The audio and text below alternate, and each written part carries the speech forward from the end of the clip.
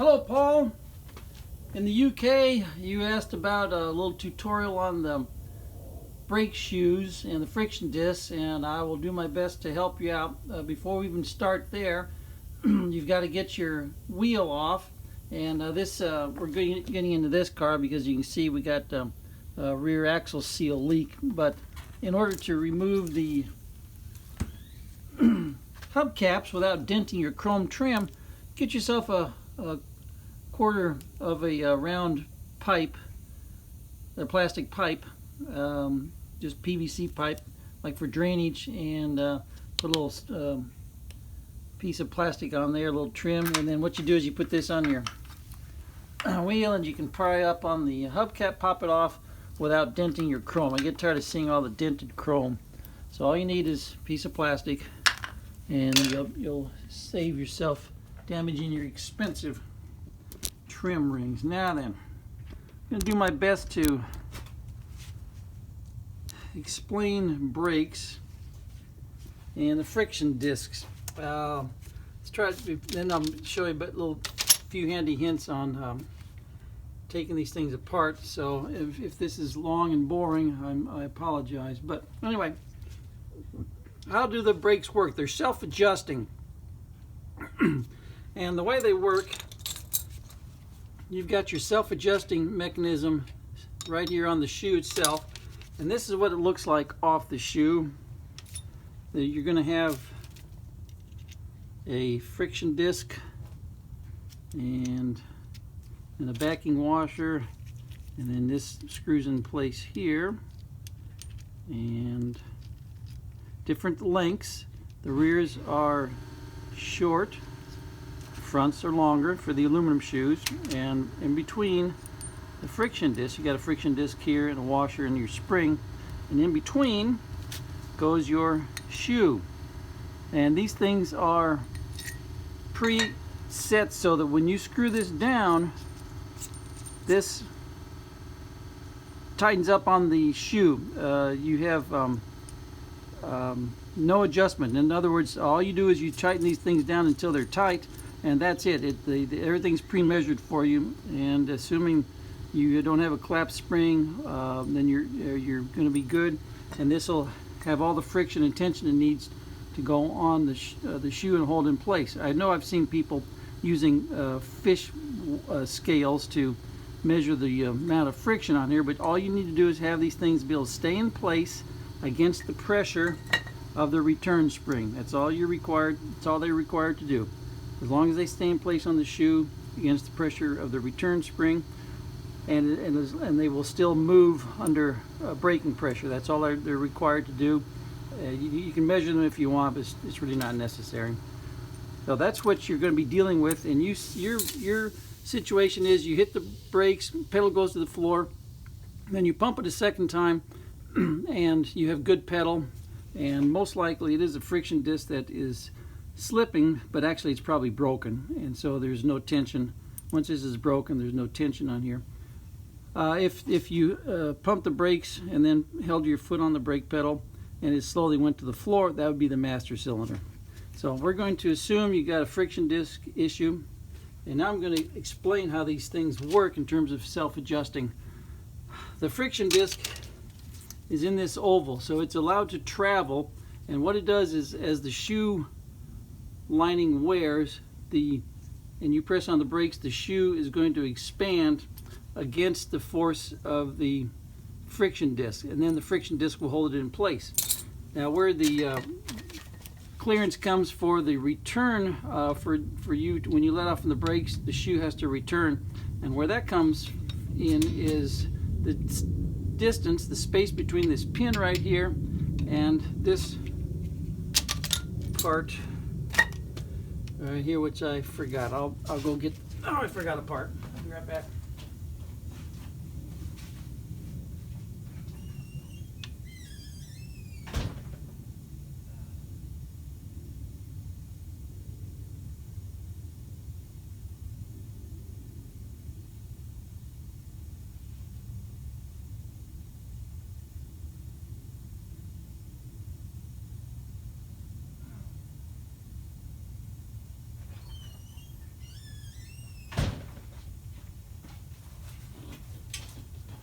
Alright, sorry about that delay. What you're looking at is your backing plate right here, and you've got this bolt with a hole in it screwed in from the back, and then your friction disc with its hole right here is going on top of it, and then a pin goes through here, holds everything to the backing plate. And the reason I'm mentioning this is because when you adjust your,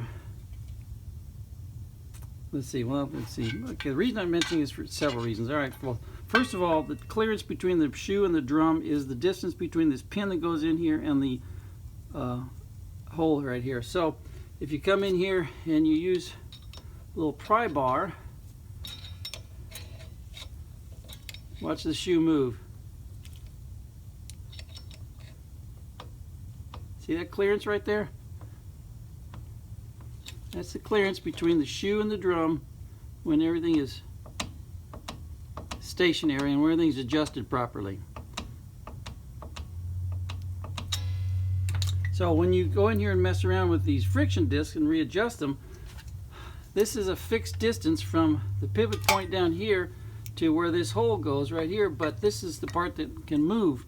And what you're going to run into is if you have these tightened down and in the wrong spot, it's almost impossible to get your shoes in place unless you start pushing against the friction disc, which is possible, but you run the risk of tearing up the friction disc because they don't like to slide a great deal. They like to slide in very minute increments as the shoe lining material wears down. So you're going to want to install the shoes and get the position for the friction disc before you do your final tightening down on it.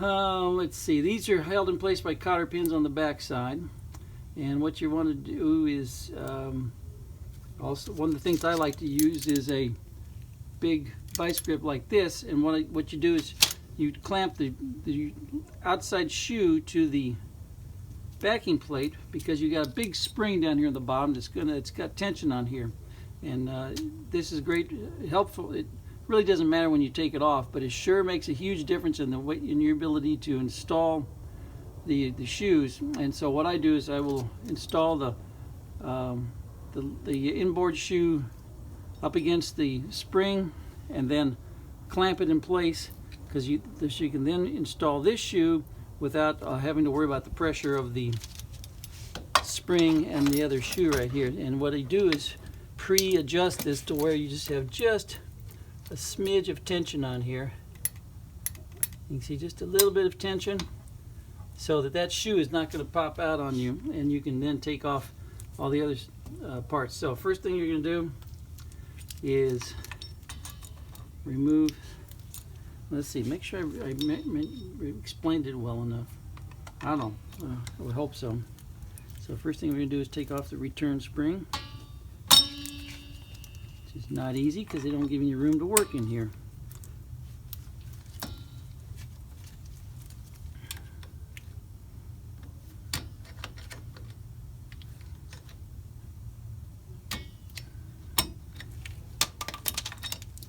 Alright, next you're going to go in, remove the cotter pins on the back.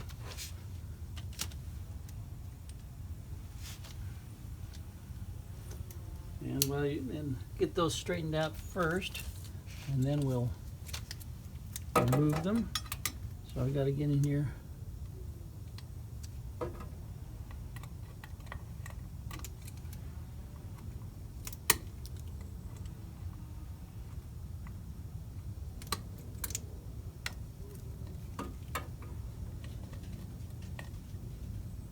Okay, and what you do here is these are under tension because there's a wave washer underneath there to give them tension to hold them against the backing plate. So you want to push in a little bit here, come in here,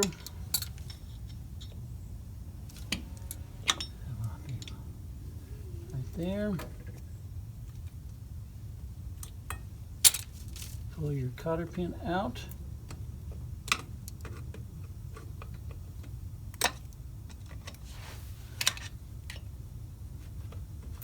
Cotter pin is out, tension is released, And what you're also going to check for is stretch right here in the bolt.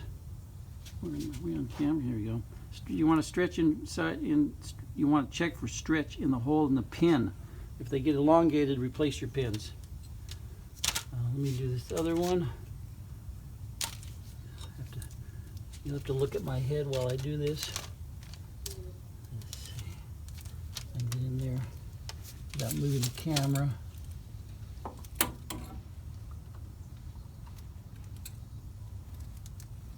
There's hardly any tension on this one for some reason, so check for pin elongation.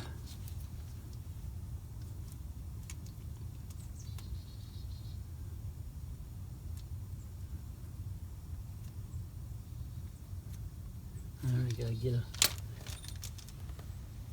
tool in there to pull it out, bent.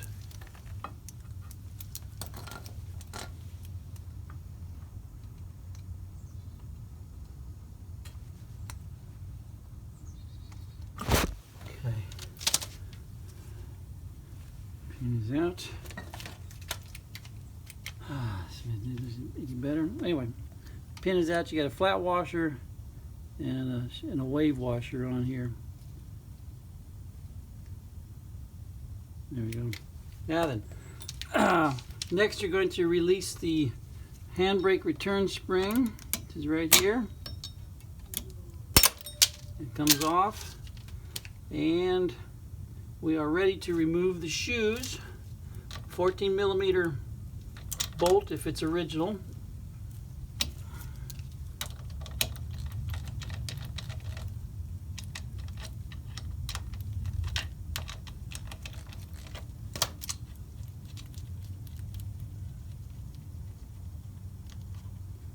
And something that's very critical is this brass shim, which has this shape right here, which goes on the pin at the bottom where the shoes pivot. And this is a spacer. It's designed to keep the shoes apart so that the brake shoe doesn't rest against this steel flat washer and allows the shoes to move. But it says, you can see it's indexed as it goes a certain way, and if you get this off, what it does is pinches the shoes and your brakes don't work. So you have to be very careful of this. I'll show you more in a minute. Now we can remove our shoes.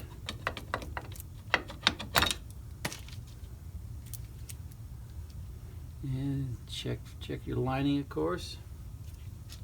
And you check your friction discs. Make sure you can tell if it's elongated or if it's out of shape right here. You can tell if that's the problem. And also one of the issues you have is when you install these, and if you don't do it correctly, this can break on the inside and you never know it, and you have to do your brake job all over again. Tons of fun. Now you'll see why I have this one under tension. It's spring loaded with this big spring at the bottom, and so we move that out of the way. And you got a flat washer that goes up against the big spring down here, and then that spring comes off, and of course you've got your shoe attached to your brake return cable. The reason we're taking the brakes off to do the rear axle seal is because obviously you can't access the wheel bearing unless you take off the backing plate and all the brakes, including the wheel cylinders. And what most people don't understand is that Mercedes does not have rear axle bearings, the outer axle bearing, lubricated by the differential oil. The rear axle bearings are packed just like a front wheel bearing, and they've got seals on either side of them. And so once you've got oil coming out, you can see the oil that came out of this axle. Once you have oil coming out, that means you've got two seals that are defective, and time to get in there and get the job done. So in order to yank the rear axle shaft out, you've got to undo your backing plate, because everything comes with it. The backing plate, the bearing, everything comes off as one unit. Nothing is left behind.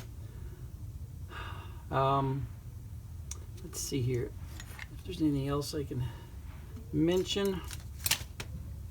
Again, this is your clearance between your shoe and your pin is the amount of space between the shoe and the drum. Oh, I know. So when you're reinstalling these parts, install them dry without the spring in place so that you can get everything installed here, just like that. And what you want to do is get this situated to where you can just put your shoe on just like that without the big spring, and then you put your other shoe in place and get your friction disc set up there where it's supposed to be. Take it off, do the final tightening on it, and again, the reason for that is you do not want to try to put the shoes in place and the friction disc in place and then try to force them onto this pin, because this pin goes into some really crappy ass threads, and you can cross thread this pin and really screw up your backing plate. So you want to have everything aligned perfectly and properly before you do any final tightening. And so if you can't screw this pin in by hand with your shoes in place, then you're not properly aligned.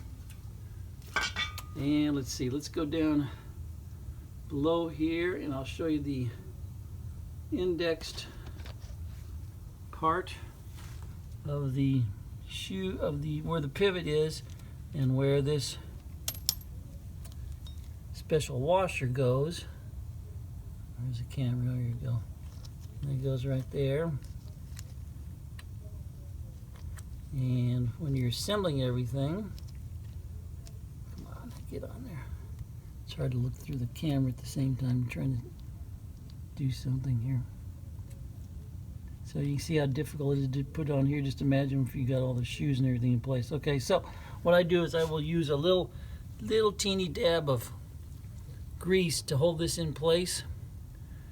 And then I will very slowly slide this into position and snug down the bolt. And then when I take the bolt off, when I take the clamp off, make sure that you can rock your shoes back and forth to make sure that they move, and you should be able to pop them back and forth. Put this back up here.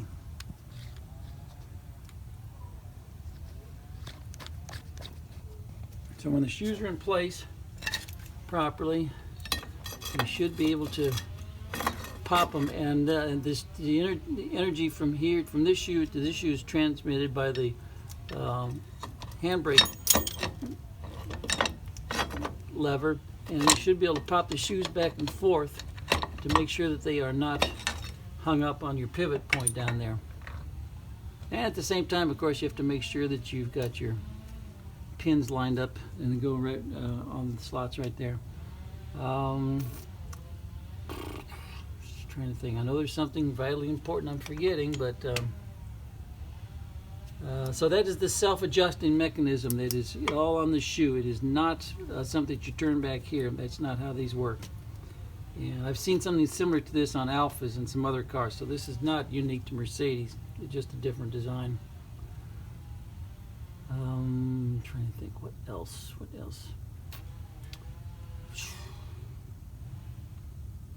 I'll think about it and leave it in the comments section if I remember. Oh, I know what I was going to mention. Yes, I know what I was going to mention.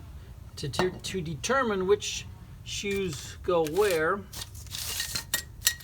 you put the shoes on the ground, and then in this instance, you saw that this was the inner shoe, and this is the outer shoe. And the way you can determine that, of course, is put them on the ground and on a flat surface.